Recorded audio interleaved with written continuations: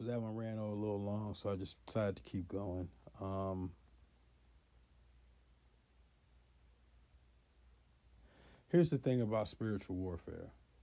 So, what I've come to realize that, and not many people can say that they know what their purpose is in this life, in this plane of existence. I am blessed to know what my purpose is. So, my purpose is to help people, is to heal people.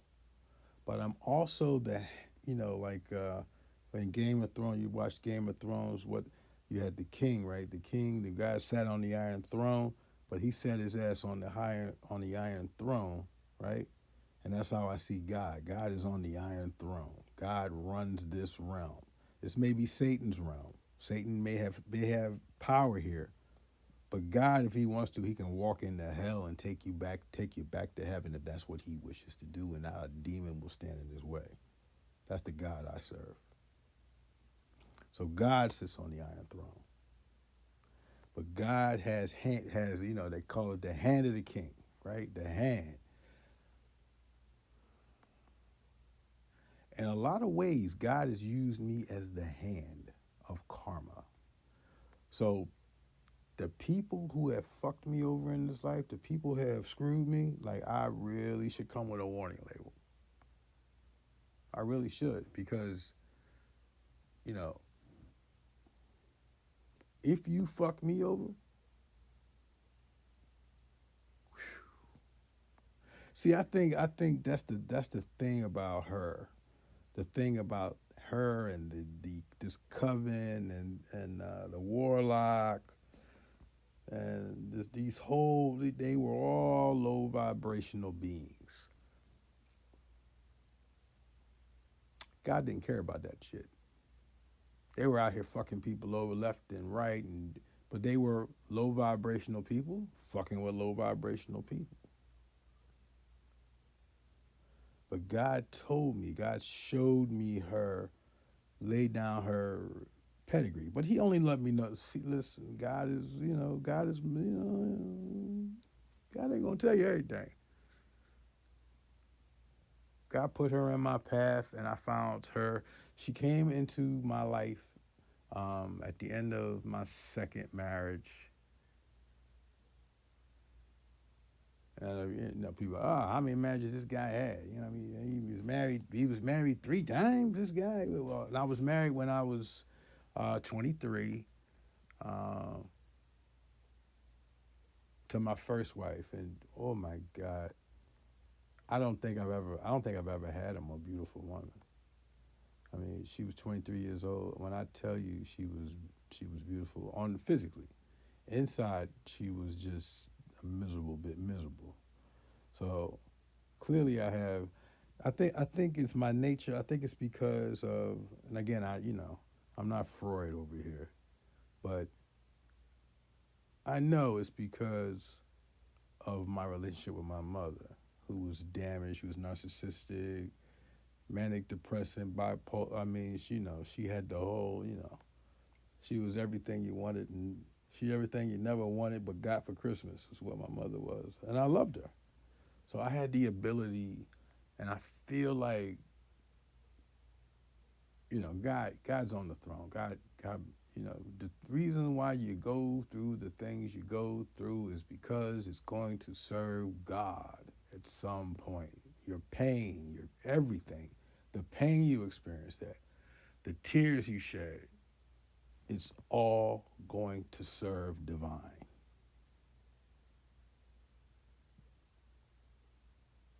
And this is what I really, I mean, my story is my story, but this is the message. The message is, don't give up. Don't ever give up.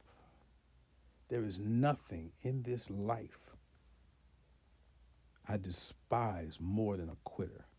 There is nothing in this life I despise more than a coward. Don't ever give up.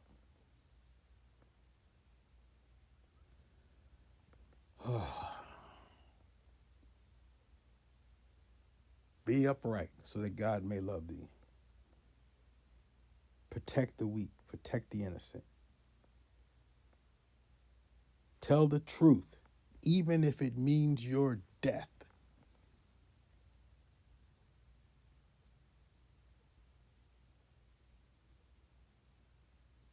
And pinch yourself as hard as you can so that you don't ever forget that. That is who I am. That is who all men should be. I look around and I see men that aren't men and women that don't want to be women, and I'm not going to even go down that road.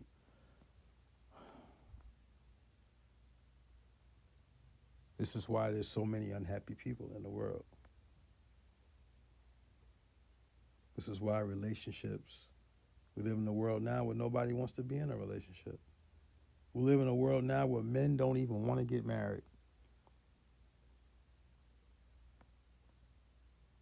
Because they know or they have observed what women have done to men who have the courage to be happy, who are courageous enough to love. Look at what happened to me, and I still believe in love. I still believe in the impossible. And as much as she took me through, I will love the next woman. And some people will think that makes me a fool. You haven't learned anything. What have I learned? What have I learned? This journey wasn't even about me. It was, but it wasn't. This journey was really about her. She prayed to God for me. She didn't know me. She didn't know what she prayed for, but she prayed for a man to love her.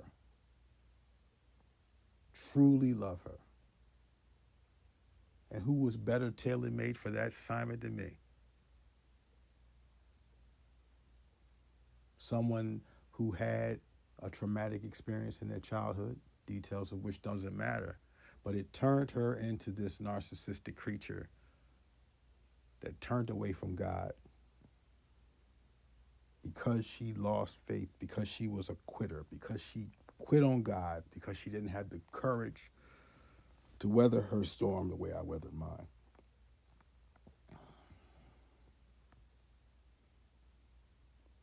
I am Invictus. I do not quit. I don't care how many times I go down, I get back up.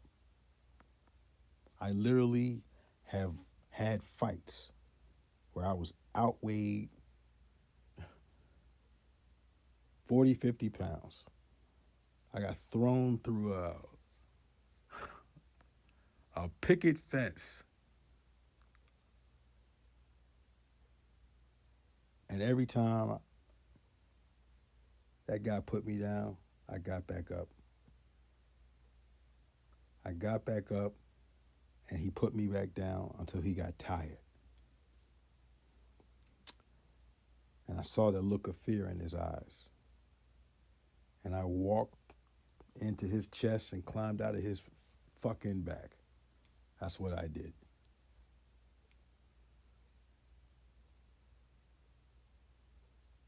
And I believe God watched those fights. And I believe God said, you know what? I could use a guy like that.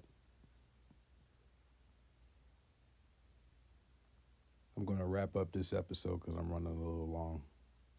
But thank you for listening.